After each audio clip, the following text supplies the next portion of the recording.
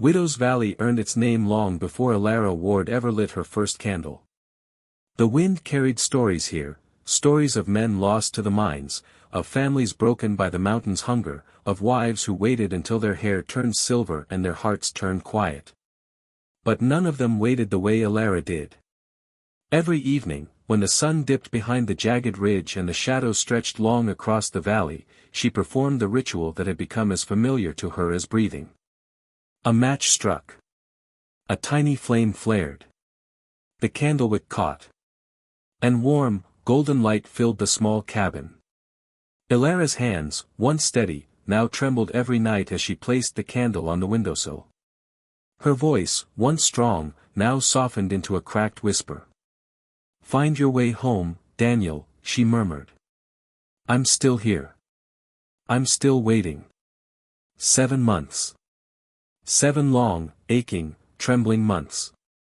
7 months since the North Ridge mine collapsed, swallowing tunnels, lanterns, and 23 good men, including Daniel Ward, her husband, her constant, the love she'd never thought she deserved. The valley had cried, prayed, and eventually accepted the tragedy. But Elara didn't. She couldn't. Daniel had promised her once, under a sky filled with summer stars, "No matter the mountain, no matter the storm, I will always return to you." And some promises, she believed, were too sacred to break. Others thought differently. "Poor thing's lost her mind," whispered old Mr. Renly whenever he passed by her gate in the morning. "Hope can make a woman blind," said his wife, shaking her head. "They found no survivors," another murmured. "And no bodies," Elara always answered silently, clutching the edge of her shawl. The absence of a body was the flame she fed her hope with. It flickered, it dimmed, but it never went out. Tonight, however, the valley felt different, restless, unsettled, as if something waited in the dark. Thick, bruised clouds rolled down the mountain, swallowing the last trace of sunset. Wind howled through the trees, and dust swirled around like ghosts trying to find a place to rest. Elara stepped onto her porch, pulling her shawl tight around her thin shoulders. Her gaze drifted toward the distant mine entrance. Even from here she could see the collapsed beams, the broken pulleys, the wildflowers growing over forgotten tracks. A rumble of thunder growled across the sky. Storms were rare in Widow's Valley. When they came violently, cracking through silence like judgment from above. Rain began to fall in slow, heavy drops, pattering against the porch roof with a mournful rhythm. Elara's heart sank. Storms always made her think of Daniel. He loved them. He would go outside and let the rain wash over him, laughing like a child. He said storms reminded him that even the earth needed to cry sometimes. Elara blinked hard, wiping away tears she didn't remember letting fall. "Daniel," she whispered to the valley, "if you're out there, if you can see me, follow the light." A sudden gust of wind rattled the shutters, nearly blowing out the candle. Elara hurried inside, shielding the flame with her hand. When she turned back toward the window, the world outside had gone almost completely dark. That was when she heard it. A sound barely audible over the storm, faint, uneven, dragging. Footsteps. Her breath caught. Her hands froze mid-air. Her skin prickled with fear and impossible hope. She leaned closer to the window, pressing her palm against the cool glass. Another step. Then another. Someone was walking toward her cabin. Not a passerby. Not a neighbor. Someone struggling through the mud, fighting the storm with every step. Elara's heartbeat pounded in her ears. Lightning tore across the sky, and the world lit up in a stark flash of white. That's when she saw him. A solitary figure approaching through the rain, tall but stooped, soaked to the bone, hat pulled low over his face. His coat clung to him like a second skin, dripping steadily onto the ground. And in his arms, pressed to his chest as if protecting something precious, was a wrapped bundle. Elara's heart stuttered violently. Fear. Hope. Dread. All tangled together until she could barely draw a breath. The storm roared louder, swallowing the valley whole. Shadows stretched and twisted, merging with the stranger as he climbed the last few steps to her porch. Her candle flickered wildly, almost as if it, too, felt the stranger's presence. The figure lifted his head. His face was still hidden beneath the brim of his hat, but his shoulders shook with exhaustion. Rainwater slid down his coat sleeves, dripping to the floorboards. Then slowly, painfully slow, he raised one trembling hand. And knocked. Once. Heavy. Solid. Final. Elara's knees weakened. She gripped the edge of the table to steady herself. That knock carried weight. It carried purpose. It carried a message, one she wasn't sure she was ready to receive. Her fingers brushed the doorknob, cold against her skin. Thunder cracked. The candlelight trembled. The cabin seemed to hold its breath. Elara whispered, barely audible, "Please, don't be what I fear. And please, be what I hope." Her hand tightened on the door. And slowly, very slowly, she pulled it open. The door creaked open, pushed by Elara's trembling hand. Cold rain swept across the threshold, chilling the warm candlelit air inside the cabin. For a moment, the world outside was only darkness and storm, wind howling, rain pounding, night swallowing every shape. Then the stranger lifted his head. Water streamed down his face, his hat drooping with the weight of the storm. His boots were caked in mud, his clothes torn in places Elara couldn't immediately understand, cuts, scrapes, and patches smeared with dried dirt and soot. His breath came in ragged bursts, as though each inhale cost him strength he didn't have. He looked like a man who had walked through hell. "Elara Ward?" he asked, his voice hoarse and cracked. Her heart jumped painfully in her chest. She clutched the shawl around her shoulders. "Yes," she said softly. "I'm Elara." The stranger nodded once, as if confirming something heavy, something he wished he didn't have to carry. He staggered forward a step, pressing one hand against the doorframe for support. "I've come a long way," he said, nearly choking on the words. "I've come from North Ridge." Elara's breath vanished. North Ridge. The mine. The place where Daniel disappeared. Her fingers tightened around the door, knuckles white. The man swayed, barely staying upright. Elara instinctively reached out, steadying him. His skin was cold, far too cold, and he flinched at her touch, as if unused to kindness. "Please," she said, trying to keep her voice calm, "come inside before you collapse." He hesitated. For a heartbeat, he looked at her with eyes that held exhaustion deeper than anything she had ever seen. Then he stepped through the doorway. Elara closed the door behind him, shutting out the storm's roar. The candle flickered weakly but held. The stranger looked around the small cabin, simple wooden furniture, a few framed photographs, a quilt folded neatly on the rocking chair.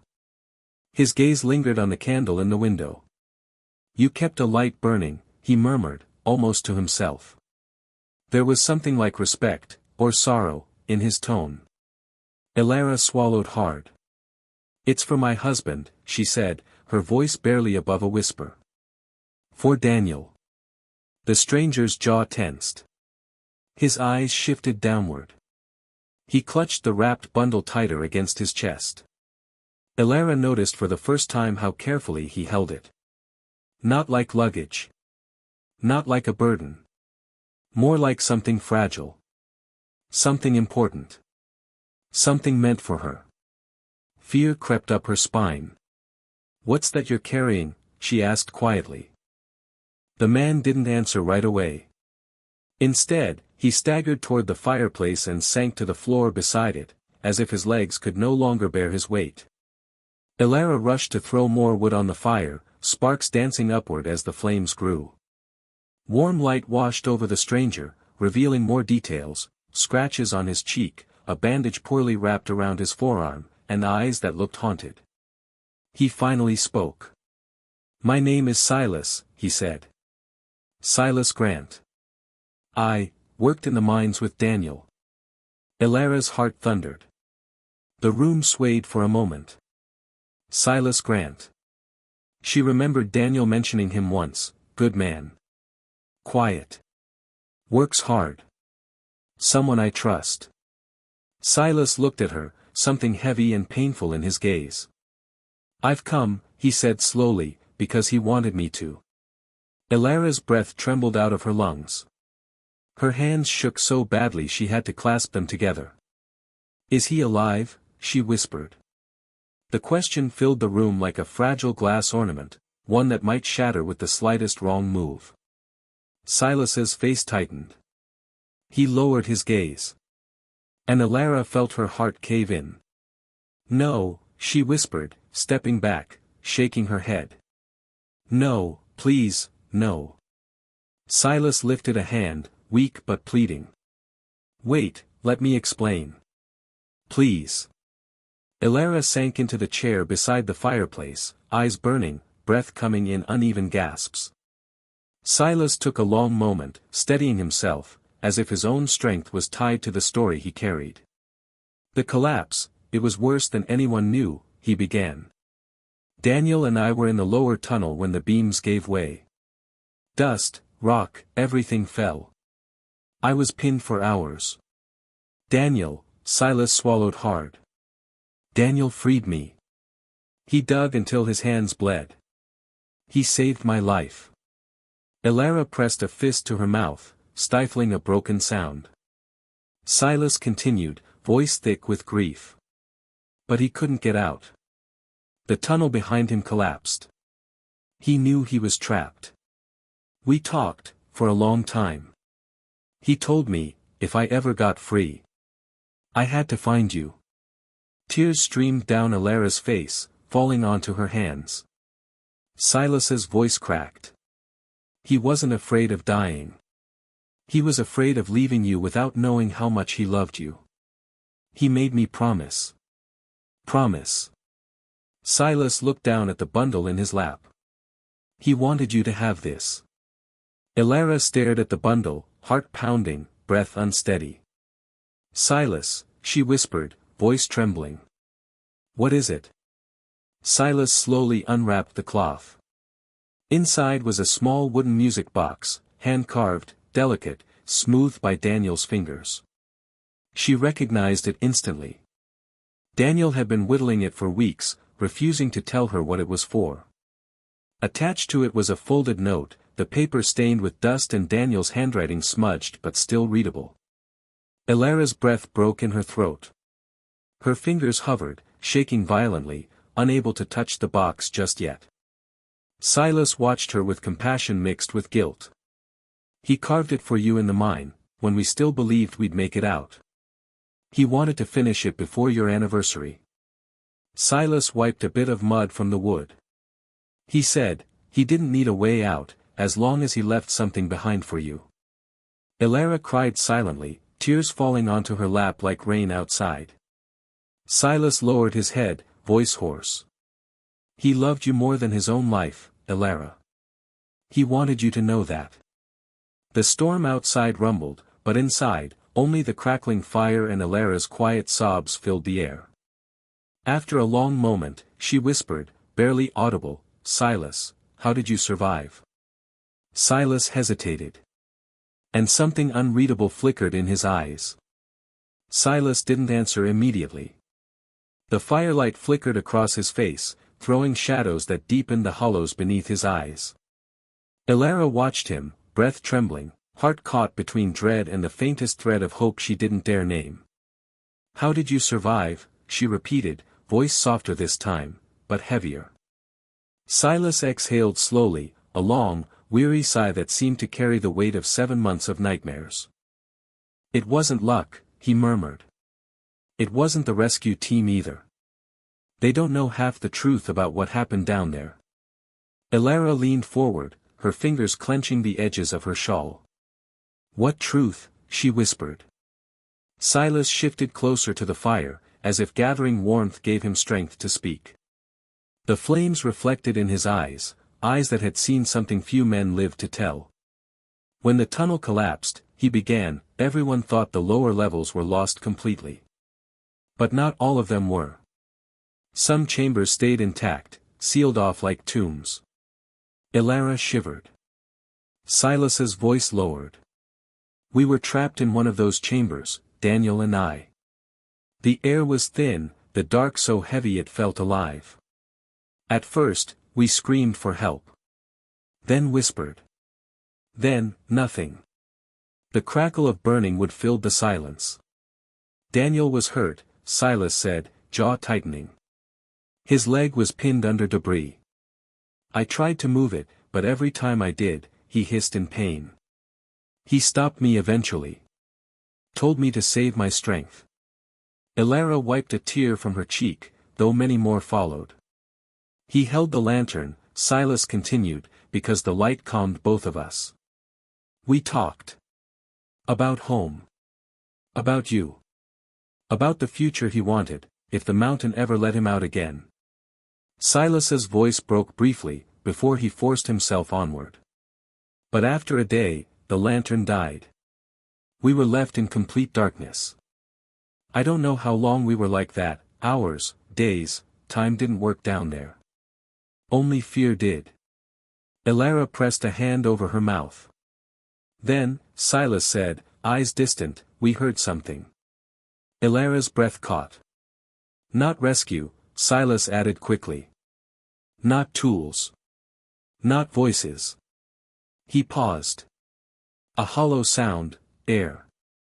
Air, she whispered. He nodded. There was another chamber connected through a narrow gap in the rocks, a gap just big enough for someone to squeeze through. Daniel found it. He pushed me toward it. Go, he said. Find a way out. One of us has to. Elara closed her eyes, trembling. Silas's tone grew fierce, pained. I refused. We were getting out together or not at all.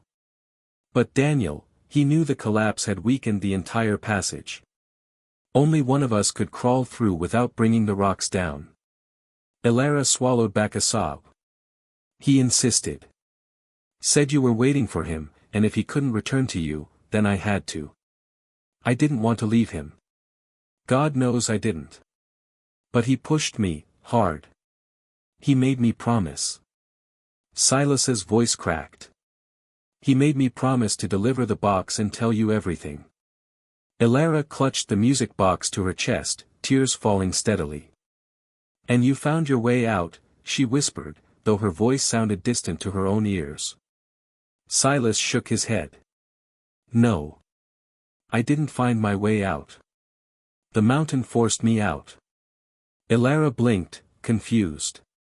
The second chamber I squeezed into, it wasn't stable, Silas said. Halfway through, the ground shifted. Rocks fell. I was swept down a slope I didn't even know existed, deeper into the mountain first, then out through a broken ventilation shaft the rescue teams never searched. Elara stared at him, stunned. I woke up outside, Silas continued. Barely breathing. Half dead. A hermit found me. Nursed me back. I tried to return to the valley immediately, but every time I made it halfway, the storms, the terrain, my injuries, he shook his head. It took me months to heal enough to walk. And longer to gain strength to travel all the way here. Elara's heart twisted. You almost died delivering this, she whispered, touching the music box gently. Silas nodded, his expression solemn. I owed Daniel that much. Silas hesitated. Then he said something that made Elara's blood run cold. But that's not all. She stiffened. There's something else you need to know, Silas said. Something Daniel said. Something I didn't understand at first. Elara's pulse raced. What did he say? Silas looked directly into her eyes, and for the first time since stepping into her cabin, fear flashed through his expression. Before I left him. Daniel said the collapse wasn't an accident. Elara gasped softly. Silas swallowed. He said someone sabotaged the supports. Someone wanted that mine to fall. A chill ripped through the room. Elara shook her head in disbelief. That's impossible. Who would? Silas raised a hand, stopping her. I didn't believe it either, until I reached town. Her breath hitched. What do you mean? Silas took a deep breath. When I got close to Widow's Valley, people whispered things. About the mining company. About debts. About someone who signed the clearance for digging into unstable ground. And about a man visiting the site that morning, someone Daniel didn't trust. Elara's heart hammered violently. Silas lowered his voice to a harsh whisper. Elara. Daniel believed the collapse was planned. And he made me promise that if anything happened to him, I had to warn you. Lightning flashed, lighting up the cabin. Elara's blood turned cold. Warn me, about who? Silas hesitated. Then said the name. A name Elara never expected. A name that made the candle flame quiver. Elara, he said you shouldn't trust. A loud, sharp bang struck the door. Both of them froze. Silas's eyes widened. The storm was still raging. No one should have been out there. Another bang shook the cabin. Elara stared at the door, heart slamming in her chest. Someone was outside. Someone who did not want this truth spoken. The storm eased by dawn, leaving Widow's Valley washed clean and strangely bright. Clouds drifted apart like curtains being drawn back from the morning sky. For the first time in a long while, light entered Mara's home without passing through the trembling flame of a candle. She stood by the window, hands resting on the sill, staring at the road where the stranger had disappeared with the dawn. Every word he had spoken still buzzed faintly in her mind. Jacob was alive. Hurt, but alive. Too weak to return on his own, yet strong enough to send his love home in the stranger's trembling voice. She pressed her fingers over her lips, trying to hold in a shaky breath. Hope felt almost too big to fit inside her. Behind her, the candle she had kept burning every night still sat by the window, its wick long and dark. For years, she had lit it out of devotion, longing, stubbornness, a refusal to let go of the man she had loved since she was just a girl picking wildflowers in the valley. Last night, she had let it burn until the very end, watching as its flame trembled and died on its own. She touched the empty holder. No more waiting, she whispered. I'm going to him. She packed quickly, extra socks, a shawl, dried meat, water, her husband's old pocketknife. Her hands moved with a steady determination she hadn't felt in years. Each step, each breath filled her with renewed purpose. Before stepping outside, she returned to the window one last time. The sun was rising over the distant hills, painting the valley gold. Let this be the day we are reunited, she murmured. Then she closed the door and stepped into the crisp, rain-washed morning. The path to the hills was long and winding, one Mara had not walked since before Jacob disappeared. The earth was soft from the storm, the air thick with the smell of wet pine and sun-warmed stone. Birds chirped from the branches as if the valley itself had awakened with new life. As she hiked, she found memories rising like ghosts warmed by daylight. Jacob lifting her onto his horse the afternoon they married. His laughter echoing over the valley when he brought home their first goat. His hands, calloused and gentle, touching her cheek the morning he left for the mines. It's honest work, Mara. I'll be careful. But the memory that gripped her hardest was the night the mines collapsed, when the mountain swallowed dozens of men, including her husband. Everyone said none survived. But everyone had been wrong. Miles passed. Noon came and went. Her legs ached, but she didn't stop. Not when she stumbled on loose rock. Not when her lungs burned. Not when fear whispered that maybe the stranger had offered only a cruel trick of hope. She wouldn't rest until she saw Jacob with her own eyes. By late afternoon, the mountains loomed tall and dark ahead of her. Shadows stretched long across the valley floor. The air grew cooler, thinner. And there, nestled in a shallow ravine, was a small pitch-black opening, a collapsed mine tunnel with wooden beams jutting out like broken ribs. Her heart thudded painfully. Mara approached with cautious, trembling steps, calling softly, "Jacob." Her voice echoed back at her.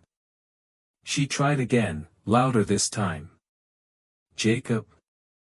Are you there?" "It's me, it's Mara." Silence. A choking panic tightened her chest. The stranger had said this was the place. He had seen Jacob, spoken to him, carried his message with trembling hands. What if she was too late? "No," she whispered fiercely. "No. Not after all this." She stepped closer to the opening, dropping to her knees to look inside. The darkness swallowed everything, cold, silent, empty. She closed her eyes, tears burning. Her hands began to shake. And then, a faint scrape. Her eyes snapped open. "Jacob," she breathed. Another scrape. A shift of stone.